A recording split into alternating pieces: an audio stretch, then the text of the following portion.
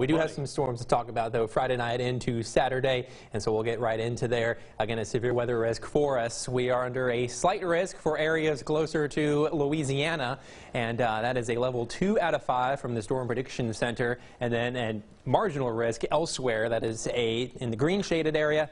That is a level 1 out of 5 risk for us. Basically, all that means is that for East Texas here, there's a better chance of seeing an isolated strong to severe thunderstorm in the yellow shaded area, which is the slight risk for us. Again, we are all fair game, though, to see strong to severe thunderstorm Friday night into Saturday, so everyone needs to stay weather aware, no matter what your specific risk level is. As we take a look at your severe threats for Friday night into Saturday, again, this is starting around 6 o'clock in the evening on Friday till about 3 a.m. Saturday. And so this is mainly an overnight threat for us. So it's really important to have multiple ways of receiving weather alerts. Again, damaging wind gusts up to 60 miles per hour is the primary threat here with any storms that do develop. But the hail and tornado threat is still out there, even though they are low. And they're not at 0, so certainly want to stay weather aware and remember to seek shelter as soon as a tornado warning is issued for your area. And that's going to be in the lowest floor of your building that you're in, and leaving as many walls between you and the outside world as possible. So typically a bathroom or inner closet is some of the best places to seek shelter if a tornado warning is issued for your area.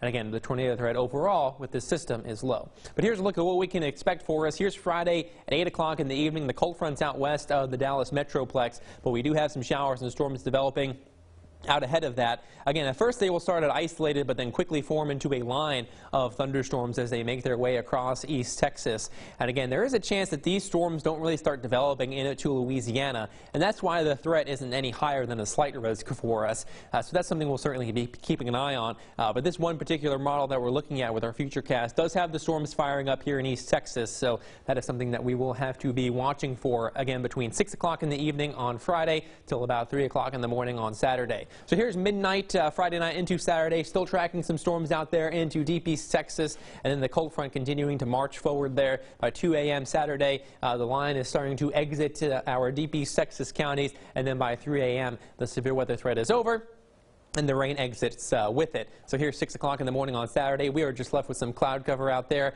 Wind coming out of the north, though, that will bring in some cooler and a drier air for us. But until then, here's a look at what we are expecting for high temperatures on Friday. We look to climb into the lower 80s. Actually, this is the high temperatures that we saw today, which climbed into the upper 70s. Tomorrow, we look to climb into the upper 70s and lower 80s. And then there's that big drop of the roller coaster there by Saturday. The high temperature only of 57. Again, pay attention to these numbers. That's what you're going to want to play in the lottery tonight. We'll see those temperatures into the mid-70s again by Wednesday and Thursday. And so cool down for the weekend, and then much warmer heading into next week. The cold front moves in Friday night into Saturday, bringing that chance of some strong to severe thunderstorms, so make sure to stay weather aware. Sunday morning, we may even see a freeze across the area. So a cold start to Sunday, but lots of sunshine helps us warm up into the lower 60s. And then we are back into the upper 60s by Monday. And then just like that on Tuesday, we're back into the 70s.